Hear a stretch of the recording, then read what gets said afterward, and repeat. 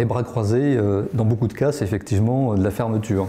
Mais en réalité, dans beaucoup de cas aussi, c'est un retour sur soi. D'ailleurs, on peut démarrer l'entretien et on est bien. Donc arrêtons d'en faire le critère d'ouverture ou de fermeture dans 100% des cas.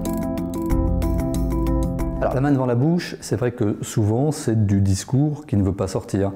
Le voir chez le recruteur doit nous interroger sur qu'est-ce qu'il ne dit pas, qu'est-ce qu'il retient ou qu'est-ce qu'il a envie de dire à ce moment-là. Donc comment j'interagis. Alors quand on fronce les sourcils, effectivement, c'est un élément qui est perçu chez l'autre comme un élément lié à une émotion qui peut être de la colère, hein, ou bon, évidemment tout simplement un manque de compréhension sur quelque chose. Les coudes sur le bureau, c'est comme les coudes sur la table, ça fait partie d'un savoir-vivre, ça ne se fait pas. Après, ça va dépendre de la configuration dans l'espace. Est-ce que la personne est à côté? Est-ce qu'elle est en face? Si les mains s'agitent, et donc les coudes peuvent être sur la table. Si les coudes sont simplement posés sur la table sans qu'il y ait un mouvement des mains, effectivement, c'est plus embêtant.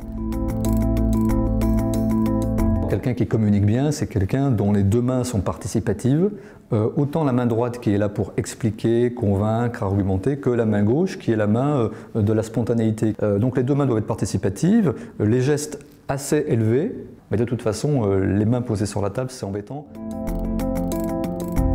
À tapoter sur la table, il y a un signe là qui est un signe d'impatience. Au-delà de l'impatience, ça montre un caractère souvent plus passif et plus soumis. Donc c'est l'effet qui se coule, j'ai envie de dire, de ce geste d'impatience.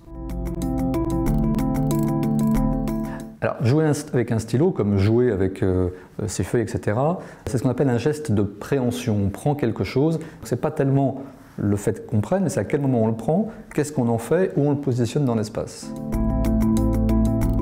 Alors c'est vrai que parfois on peut gigoter des jambes, soit les jambes gigotent, soit on a la position des pieds en starting block, on est sur la pointe des pieds, ou alors on va se micro-caresser les jambes.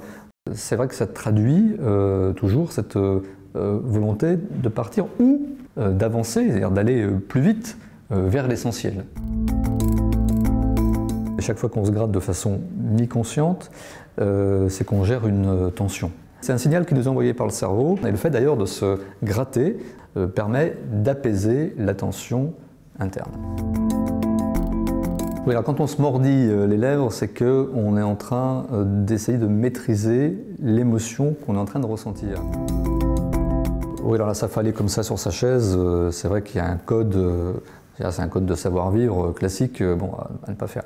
Cela dit, ce qui est intéressant, c'est de voir les moments où on va accuser réception de quelque chose. Donc on part en arrière, là j'analyse la situation, et là je prends du recul, mais jusqu'à finalement prendre tellement de recul que j'aimerais sortir.